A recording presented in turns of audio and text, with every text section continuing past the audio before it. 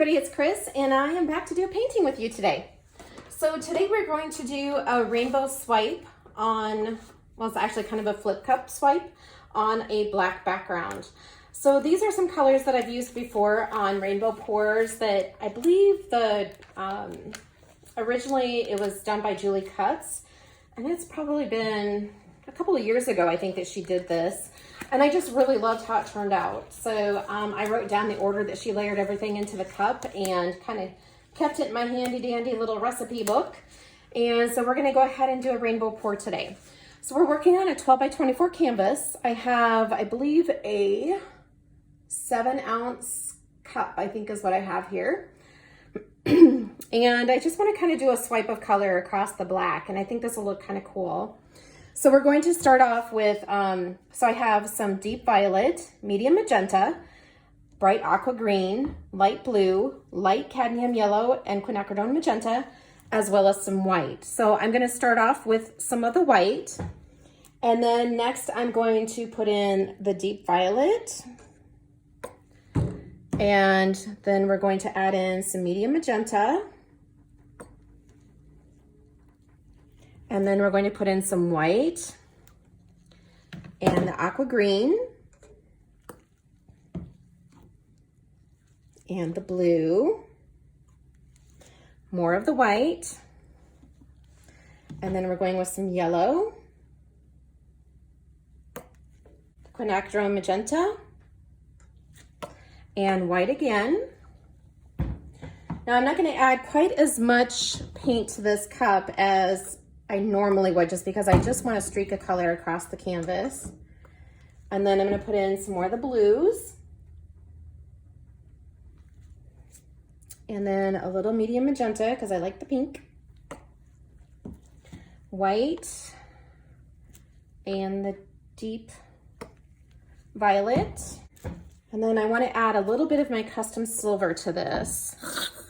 I don't have a lot in here, so I'm hoping I can kind of squeeze it down through just to put a little sparkle in there. All right, I'm going to set these paints over to the side. I would say we probably have about 3.5 ounces of paint or so in the cup. So that should be plenty to give us a streak of color across the canvas. I'm going to set my cup of paint aside. You can see that it's already really pretty. I think it's going to look really great on this black background. All right, the next thing that I want to do then is to flood my canvas with black. I've already painted the edges, and you can see that I scraped this because the first one that I did, I didn't really love. So I'm gonna do this real quick, and we will get this canvas flooded, and then I'll pop back on and show you the rest of the painting. All right, I've got the canvas all flooded with paint now. I think we'll start over here on this side of the canvas and just kind of make our way across. Just gonna flip this really fast so that I don't lose a bunch of paint out of it. I'm gonna kind of hang on to it for a second because I think it's kind of wanting to take off on its own, and I don't really want it to do that. So I did spray my cup with WD-40 so that my paint would release, and you can see how clean the cup is here. Just gonna let the rest of that white kind of blend down towards the bottom of the cup.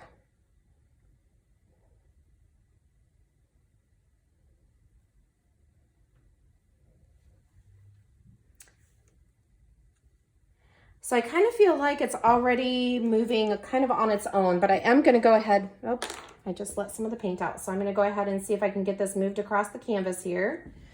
Actually, let's go ahead and pop a hole in it. Kind of have a little bit of a vacuum going here. So hopefully this will make it glide across the canvas a little bit easier. So that's exactly what we want to do, is to glide it across. We don't want it to scrape. And we really want to try to make it over to the other side. So it's kind of getting a little thin, so I'm going to kind of baby it a little bit just to get it up here to this corner, just like that.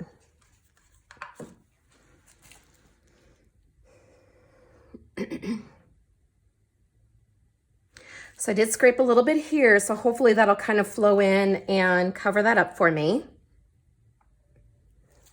And I think I scraped right there a little bit too. So we'll see if the paint wants to kind of flow together there and help me out with where I scraped.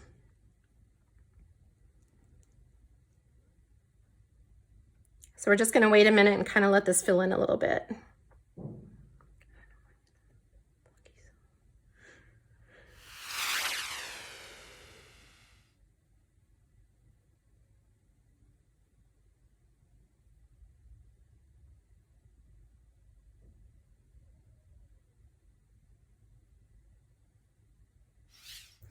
Okay, so I'm gonna go ahead and torch this and see if I can get rid of some air bubbles. And then we're gonna tilt this and see what we get here.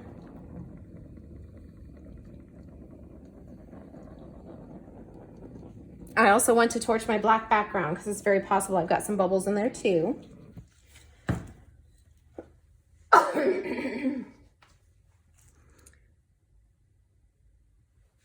So I do have some very cool stuff down here in the black. And unfortunately, this did not fill in. This started to fill in a little bit, but it has some very cool stuff here too.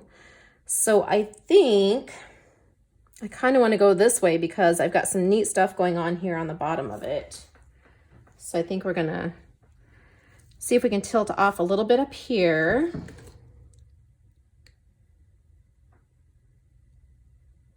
And see if we can stretch this out a tiny bit without losing the cool stuff we have going on the bottom.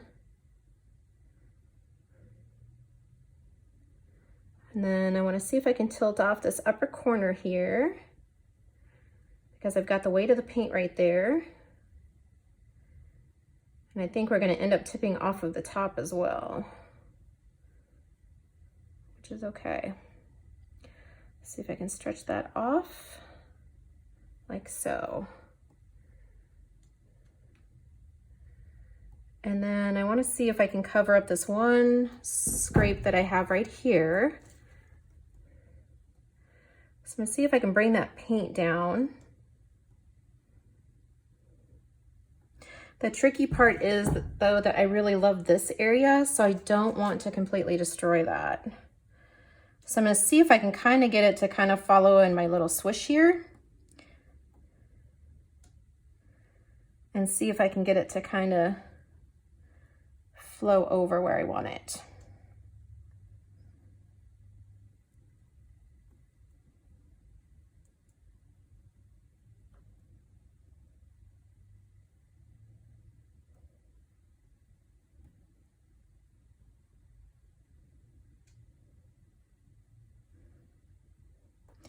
All right, now I'm just going to see if I can get it to kind of go over that curve a little bit. I think we're going to lose a little bit of our cool cells right there, but hopefully we can stretch it back out once I get it covered up over here.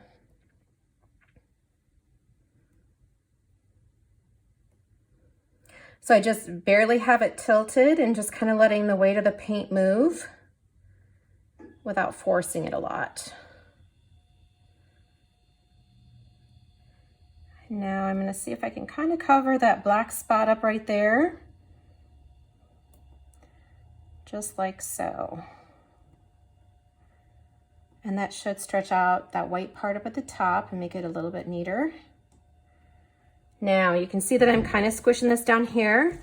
So I'm going to go ahead and take it back up. See if we can stretch it back out again.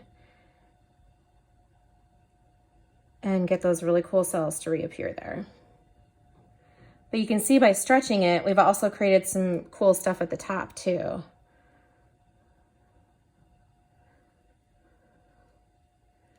All right. So let's see if I can get that corner to stretch out a tiny bit more. And there we go. It's very interesting, isn't it? So I like this one a lot better than the first one I did, because I really wanted to retain that black negative space because I feel like that really makes those colors pop. Okay, so you can see that we have some very cool stuff down here. This is just very kind of wispy looking. We had some more things pop in up here as we stretched it. And we've got some more cool stuff down here and over on this side too. So I was able to take the color over the sides, which is awesome. It went over the top as well, and it came down over this side too. So now the sides look really great as well. Okay, guys, I'm gonna let this sit here for a few minutes and then I'll take some close-ups to put at the end of the video because I'm hoping some more cool stuff will pop through. But I really, really like how it turned out. I think it's pretty cool with all of the different cells and kind of the black outlines of the cells that we got by using the black base on it too. So let me know what you think. I love to read your comments. Please let me know if you have any questions. I hope you have a fantastic day and I'll catch you next time. Bye-bye.